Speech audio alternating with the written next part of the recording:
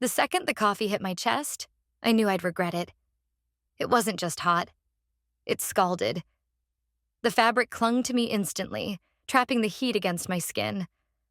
I let out a sharp breath and stumbled back from the counter, grabbing at napkins like they could somehow fix it. But it was too late. The shirt was soaked, my skin burned, and the discomfort was crawling under my clothes. Instinct took over. I started unbuttoning my shirt right there in the kitchen. 1, 2, 3. My fingers moved fast, shaky, not caring if anyone saw because in that moment, all I wanted was to be free of that awful wet fabric. I tugged the shirt off and dropped it on the counter, standing there in my bra, damp and flustered, my breath uneven. That's when I felt it. A weight not on me, but around me, like I wasn't alone. I glanced up almost casually toward the window that faced the street and froze. He was standing in his kitchen. The neighbor. His house lined up almost perfectly with mine. Our windows a direct line of sight. He saw me. And more than that, he didn't look away. We locked eyes for only a moment, maybe 2. But that brief stillness felt longer than anything had in weeks, maybe months. My stomach tightened. My chest still burned from the coffee, but now there was something else under my skin. Heat. Not from pain, not from embarrassment, from being seen. I spun around and hurried out of the room, heart pounding, feet light like I'd been caught doing something wrong, even though I hadn't. In the bathroom, I dropped the wet shirt into the laundry bin and leaned against the sink, hands gripping the porcelain. I avoided the mirror at first, but eventually, curiosity got the better of me. I looked up, and there I was. Flushed cheeks, wide eyes, a version of myself I didn't recognize, but not in a bad way. It was like catching a glimpse of someone I used to be, someone I'd forgotten. Someone who still existed, buried under laundry loads, dinner routines, and a husband who hadn't looked me in the eye in what felt like years. What disturbed me wasn't that he saw me. What disturbed me was how alive that made me feel. I pulled on a fresh shirt, a loose one. Soft beige cotton, something I wouldn't have worn 5 years ago when I still cared about outlines and waistlines. Something I wore now because it didn't draw attention. But today, that felt different. I felt different. I went back to the kitchen and paused in the doorway. Everything was as it had been before. My coffee mug lay tipped on the counter. The morning paper rustled faintly from the living room where he sat. As always, the man I married, the man who once couldn't keep his hands off me, now more attached to headlines than my presence. He didn't ask what happened, didn't notice the mess, didn't even glance my way. He never noticed much anymore. And yet, someone else did. I didn't even know what that meant yet. I wasn't planning anything. I wasn't dreaming of something forbidden or foolish. But I knew this. Something had cracked open in me. Not because a man looked, but because I finally remembered that I could be looked at. And somehow, that changed everything. The next morning, I hesitated at the mirror longer than usual. I didn't plan to. It just happened. I was holding a plain white blouse, something I wore often, something that didn't cling or attract attention. But instead of slipping it on, I found myself sifting through the back of the closet. There it was. A fitted shirt I hadn't worn in over a year. It still smelled faintly of perfume I no longer used. The fabric was softer, thinner, more unforgiving. I stared at it in my hands, wondering why I even kept it. Then I put it on. It was snug around my arms, my waist. I didn't wear things like this anymore. Not since the spark had gone out between us. Not since comfort became more important than curiosity. But today felt different. I buttoned it slowly, not for anyone else, just to see how I felt in it. When I looked in the mirror, my shape was still mine. Older, maybe, softer in places, but still a body that had known desire. I wore that shirt to the store, just groceries, nothing special. I wasn't expecting to see him. But near the fruit aisle, I caught movement from the corner of my eye. and there he was, reaching for a bag of oranges. He didn't notice me right away, or maybe he did and pretended not to. But I felt my pulse tick up, that strange sense of alertness like walking a thin line. I passed close, not too close, pretending not to notice. But something in me knew he felt it too. I went home, groceries forgotten, lost in thought. That evening, as I sat across from my husband at dinner, the contrast became unbearable. He chewed quietly, barely looking up, absorbed in a work email he kept glancing at between bites. I studied his face, trying to remember the last time he looked at me with any interest. Years? Or did I stop counting because it hurt too much? And yet, today, someone had seen me in a shirt I almost threw away. A small thing, insignificant, but not to me. Later that night, I folded the fitted shirt and placed it back into the drawer, carefully, as if it mattered again, as if I mattered again. These weren't dangerous thoughts, at least that's what I kept telling myself. I wasn't chasing anything. I wasn't planning anything. But awareness, once lit, doesn't dim so easily. That look across the grocery aisle stayed with me. Not because it was romantic or dramatic or even intentional, but because it made me remember how numb I had become. I lay in bed with a man I once loved and realized I hadn't laughed with him in months. We used to share everything. Now we barely shared space. His breathing was even, rhythmic, like a metronome keeping time with everything we had lost. I stared at the ceiling, thinking about that shirt, that window, that moment, and how quickly the smallest thing can remind you that you're still alive. It started with silence. He rang the doorbell once, and I froze.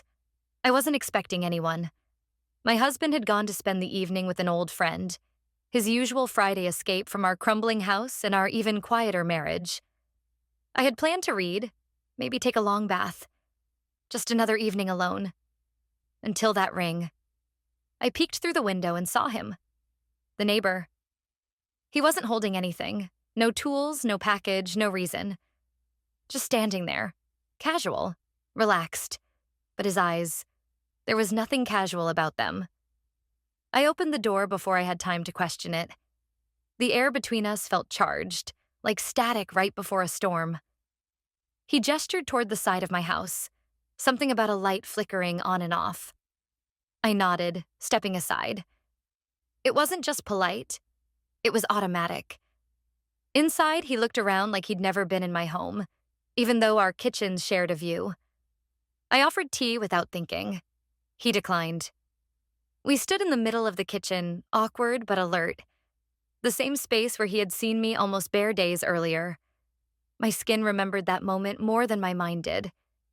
He leaned lightly against the counter, arms crossed, eyes not quite on me, but not anywhere else either. I should have said something. Anything. Instead, I adjusted my sleeve, brushed invisible dust off the table, searched for a reason to feel normal. Then, without warning, I felt it. The shift. He took a step closer. Not invasive, not aggressive. Just present.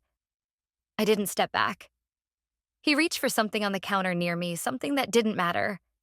And as he did, our arms brushed. It was so subtle, so slight. But my breath caught. I turned my head toward him, and he turned his toward me. Like choreography we never rehearsed, but both knew by heart. Our eyes met. I should have moved. I didn't. He leaned in slowly, watching me the entire time. My heart pounded so loudly I was sure he could hear it. And then, softly, his lips touched mine. It wasn't wild. It wasn't desperate. It was quiet, controlled, real. I kissed him back. My hands didn't rise. I didn't pull him closer. But I didn't stop it either. That made it realer than I could handle. The kiss lasted seconds, maybe less, but it collapsed months of silence inside me. When he pulled back, I saw the question in his eyes. I stepped away. Not with anger, not regret, with fear. Not of him. Of myself. He nodded, understanding more than I said. Then he let himself out without a word. I sat at the kitchen table for a long time afterward, not moving. The house felt different. Or maybe I did. It hadn't meant to happen. That's the line people use when they cross a boundary they swore they never would. But the truth is, a part of me had wanted to be touched. Not for attention, not for escape, but to be reminded I wasn't made of stone. I told myself I would forget it by morning. That it was a moment, not a shift. But deep down, I knew that lie was already unraveling. Some things once felt don't get buried again. The morning after, everything looked the same, but nothing felt the same.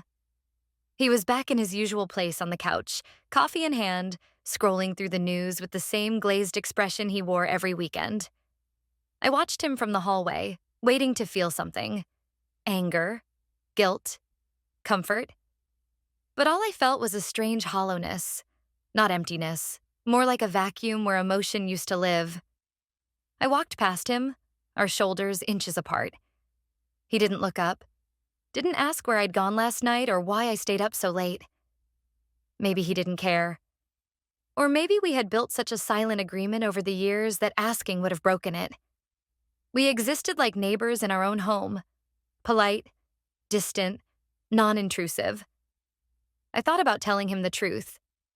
Not the kiss, not the details. Just that something inside me was shifting. That I wasn't sure how much longer I could keep pretending I was okay. But how do you explain emotional absence to someone who's been absent for years? Instead, I said nothing. I sat at the kitchen table, wrapped my hands around a mug I didn't want, and stared at a spot on the wall like it held some kind of answer. Throughout the day, I moved through the house like I was underwater. I folded laundry I didn't remember washing. I put away groceries I didn't remember buying. I replayed that kiss in my mind. Not the physical act, but the feeling behind it. That moment, someone looked at me like I existed. Not as a wife. Not as a task. But as a person. That feeling scared me more than the kiss itself. I wasn't in love with someone else.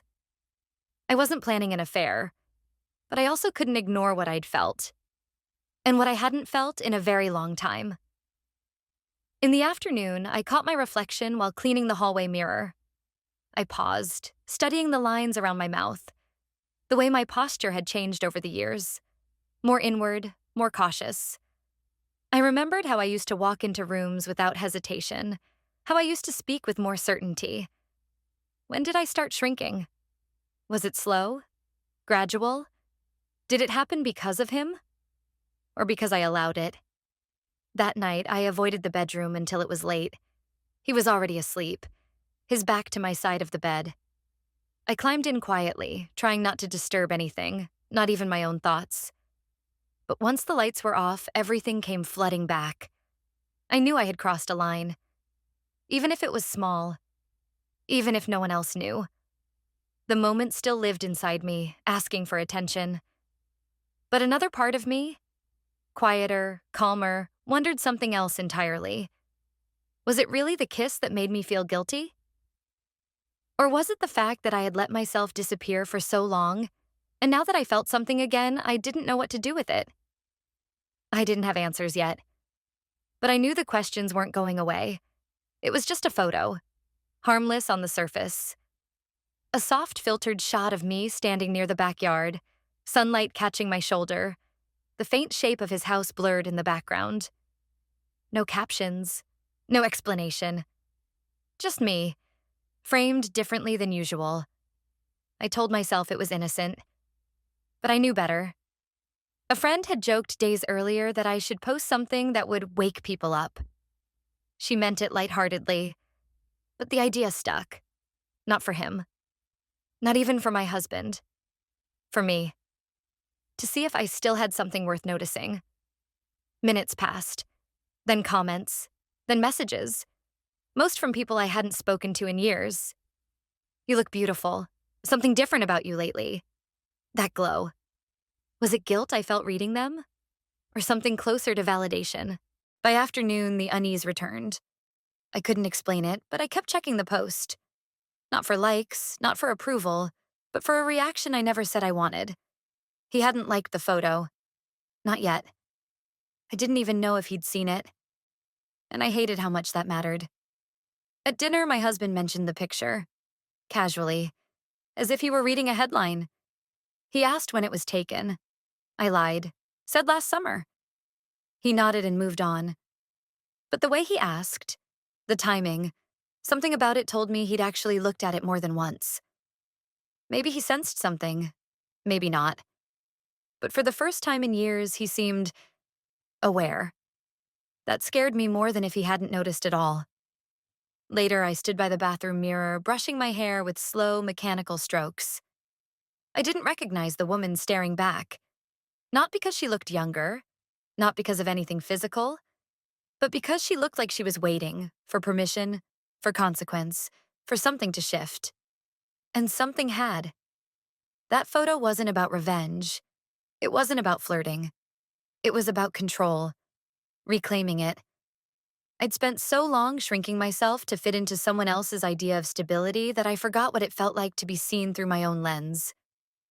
Still, I couldn't deny how close I was to another line. The post, the look, the kiss. None of it seemed separate anymore. Every small choice was beginning to stack into something undeniable.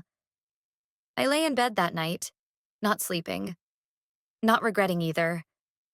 I kept wondering how far this would go, how far I would go, and whether the version of me who posted that picture was someone I had been all along, or someone entirely new.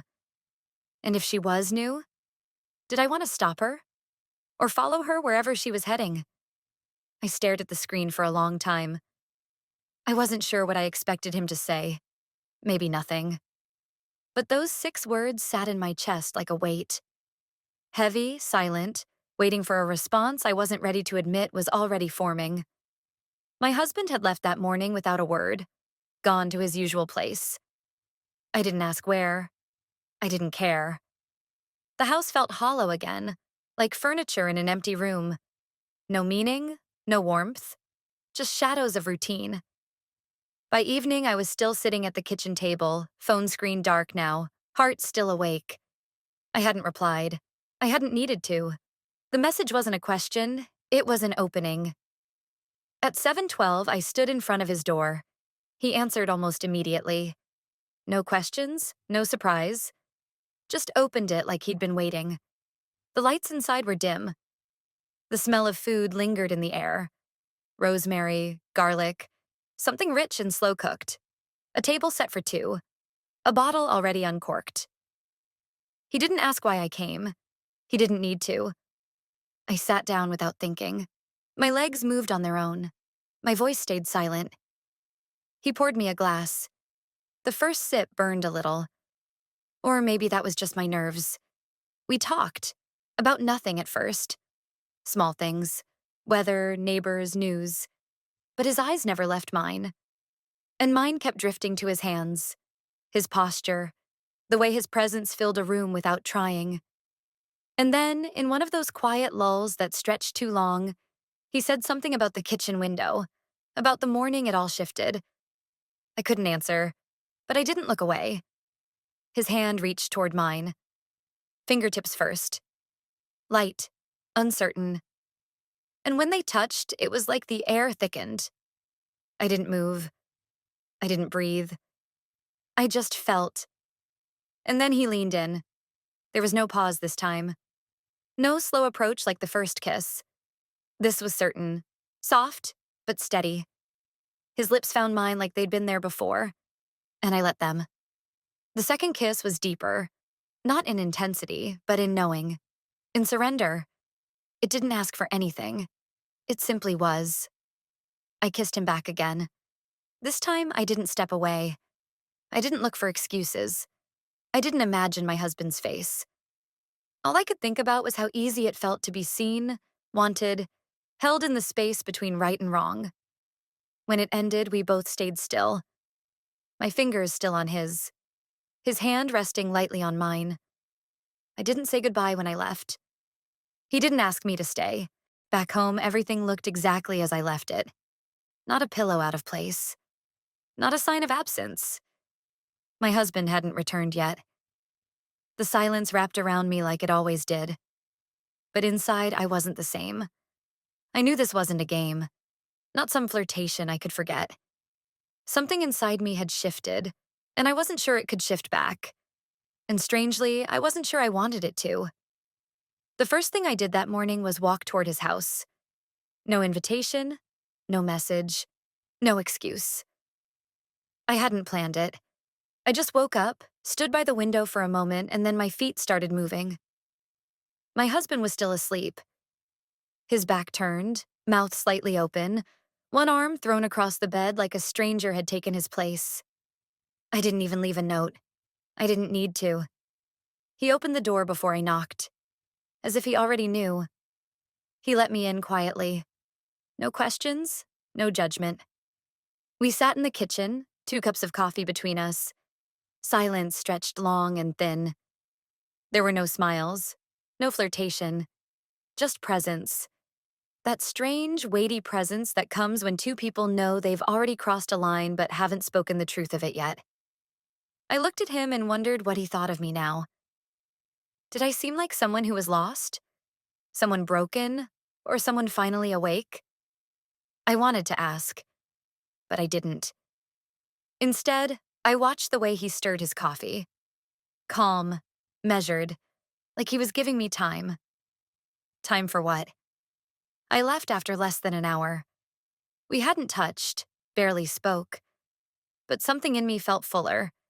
Like even without a kiss or a glance, something passed between us. An understanding. When I returned home, I knew something was wrong. The living room was too quiet, the air too still. My husband stood near the window, holding his phone, jaw clenched. He didn't speak, but his eyes said everything. He'd seen the photo. Not just seen, studied, maybe even connected the pieces. The shirt, the background, the timing. He didn't confront me. That would have required confrontation. And he wasn't built for that. Instead, he simply went to the kitchen and poured himself a drink at 10 in the morning. Like that was normal. I didn't defend myself. There was nothing to explain. Later that day, I caught his eyes following me for the first time in years. Not with affection, not even with anger, but with suspicion. Or maybe fear. Of what I'd become.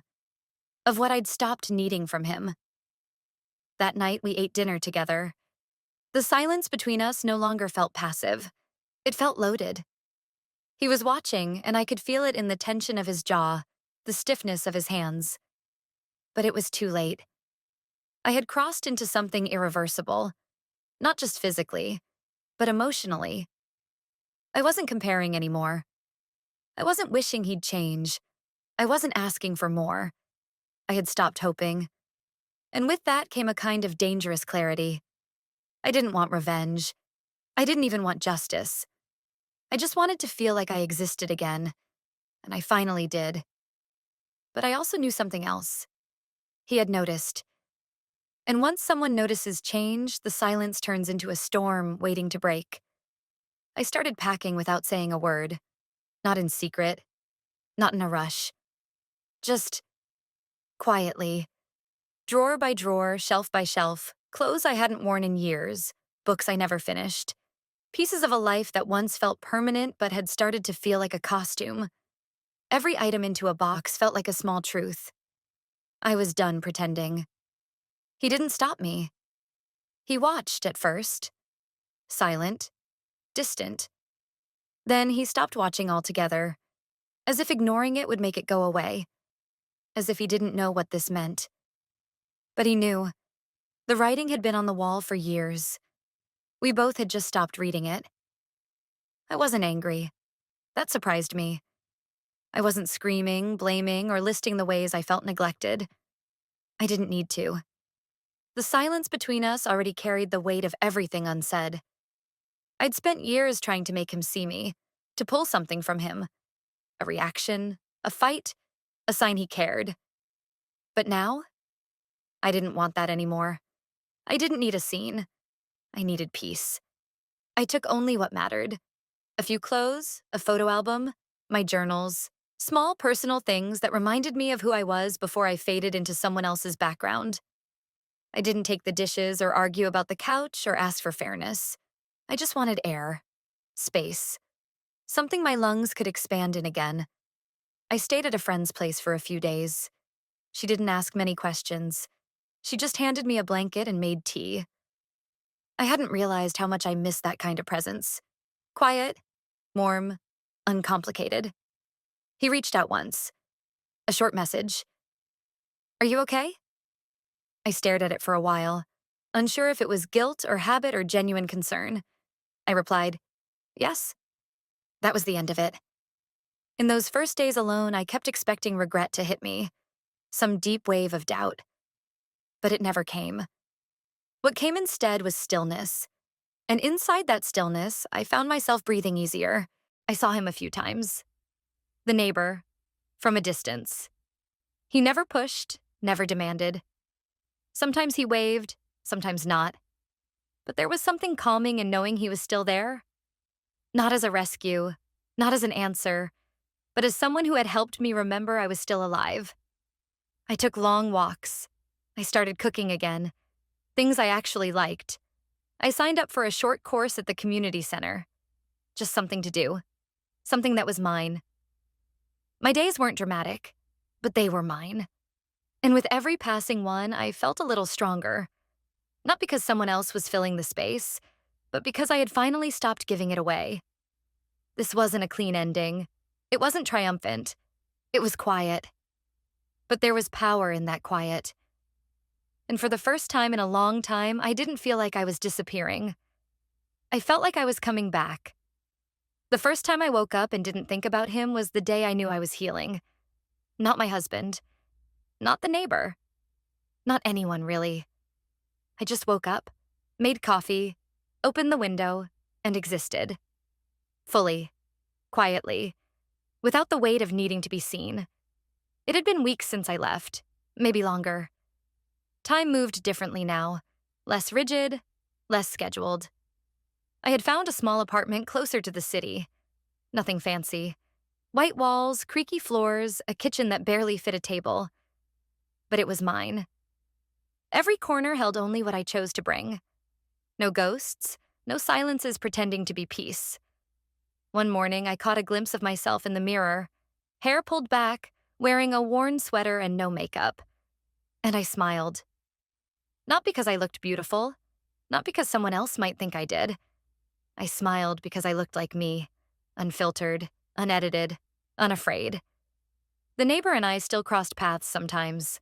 A wave, a small smile. Once we spoke briefly, something about the weather. He didn't ask questions. He never did.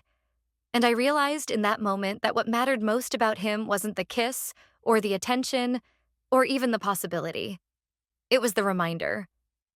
He reminded me I wasn't invisible, but I had to do the rest. My husband never fought to bring me back. I don't think he knew how. Or maybe he thought I'd return eventually, that I just needed time. But I didn't need time. I needed clarity. And now that I had it, going back wasn't even a question.